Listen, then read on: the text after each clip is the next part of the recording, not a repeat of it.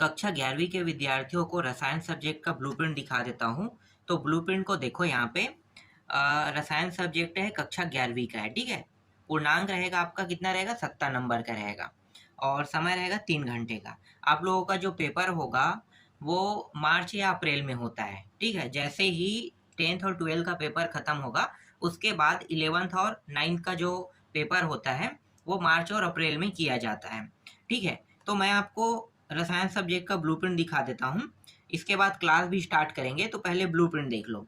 कुल जो अध्याय है वो 14 रहेगा, तो हर एक अध्याय से देखो कितने अंक के प्रश्न आएगा, इसे मैं अभी बताने वाला हूँ। तो रसायन विज्ञान की कुल मूल अवधारणाएं, ठीक है। इस अध्याय से आपको देखने को मिलेगा 5 अंक के प्रश्न। 5 अंक के प्रश्न में एक एक नंबर के 2 प्रश्न और एक प्रश्न 3 अंक का आएगा इस अध्याय से। फिर परमाणु की संरचना दिया हुआ है, ठीक है। इस अध्याय से आपको 6 नंबर के प्रश्न देखने को मिलेगा और जो दोनों प्रश्न रहेगा वो रहेगा 3-3 अंक का रहेगा। फिर तत्वों का वर्गीकरण एवं गुण धर्मों में आवर्तिता, तो यहाँ से आपको 4 नंबर के प्रश्न देखने को मिलेगा और 4 नंबर का सिर्फ एक प्रश्न आपके एग्जाम में आएगा। फिर रासायनिक आबंध तथा आणविक संरचना दिया हुआ है, ठीक है। तो इस वाले अध्याय से 5 नंबर के प्रश्न आएगा, जिनमें से एक प्रश्न 2 अंक के और एक प्रश्न 3 अंक के आएगा। फिर द्रव की अवस्थाएं, तो द्रव की 3 अवस्थाएं होती हैं, ठीक है। तो इन तीनों अवस्थाओं वालों जो द्रव का जो अवस्थाएं हैं, यहाँ से 4 नंबर के प्रश्न आएगा, एक प्रश्न 1 अंक के और एक प्रश्न 3 अंक के। फिर उष्मागतिकी देखो, उष्मागतिकी से 6 नंबर के प्रश्न आएगा आपके एग्जाम में।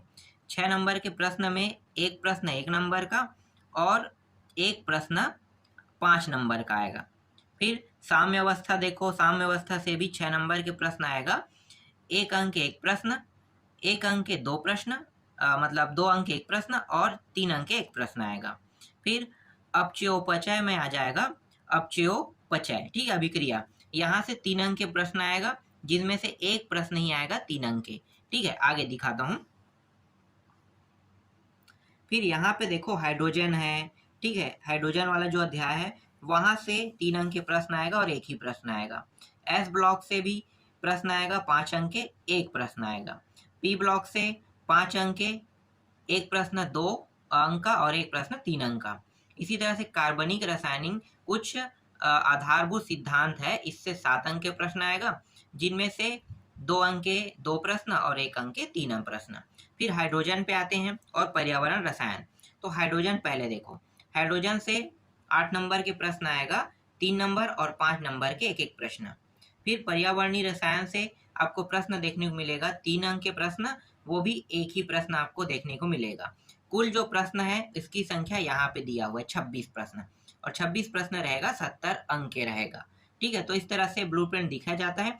पहले मैं आपको ब्लूप्रिंट बताता हूँ, फिर बाद में मैं क्या करूँगा, आपको इन सभी प्रश्नों के आईएमपी प्रश्न बता दूंगा।